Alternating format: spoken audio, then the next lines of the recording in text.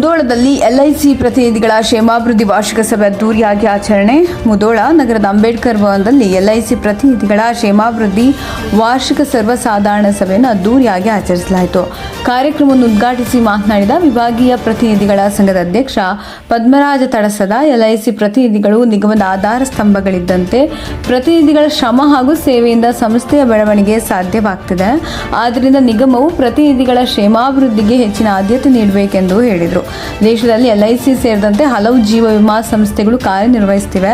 ಎಲ್ಐಸಿಗೆ ಕೇಂದ್ರ ಸರ್ಕಾರದ ಸಾರ್ವಭೌಮ ಖಾತ್ರಿ ಇರೋದ್ರಿಂದ ಪಾಲಿಸಿದಾರರು ಯಾವುದೇ ಆತಂಕ ಪಡುವ ಅಗತ್ಯವಿಲ್ಲ. ಎಲ್ಐಸಿ ಕುರಿತು ನಡೆಯುವ ಅಪಪ್ರಚಾರಗಳಿಗೆ ಕಿವಿಗೊಡದೆ ನಿಗಮದ ಮೇಲೆ ವಿಶ್ವಾಸವಿಡಬೇಕೆಂದು ಅವರು ತಿಳಿಸಿದರು. ಜಮಖಂಡಿ ಶಾಖೆಯ ಶಾಖಾಧಿಕಾರಿ ಎಲ್ಎಚ್ ವಿವೇಕಾನಂದ ಮಾತನಾಡಿ, ಪ್ರತಿನಿಧಿಗಳ ಕ್ಷೇಮಾಭಿವೃದ್ಧಿಗೆ ನಿಗಮ ಸದಾ ಕಾಳಜಿ ವಹಿಸುತ್ತಿದೆ. ಪ್ರತಿನಿಧಿಗಳು ಹೊಸ ವ್ಯವಹಾರ ಹಾಗೂ ಆಧುನಿಕ ತಂತ್ರಜ್ಞಾನಗಳ ಬಳಕೆಗೆ ಹೆಚ್ಚಿನ ಒತ್ತು ನೀಡಬೇಕು. ಸಾಲ, ಎಸ್ಬಿ ಪಾವತಿ ಹಾಗೂ ವಿವಿಧ ರೀತಿಯ ಕ್ಲೇಮ್ಗಳನ್ನು ಮೊಬೈಲ್ ಮೂಲಕವೇ ನಿರ್ವಹಿಸುವಂತಹ ಹಲವು ಸೌಲಭ್ಯಗಳು ಲಭ್ಯವಾಗಿವೆ ಎಂದರು.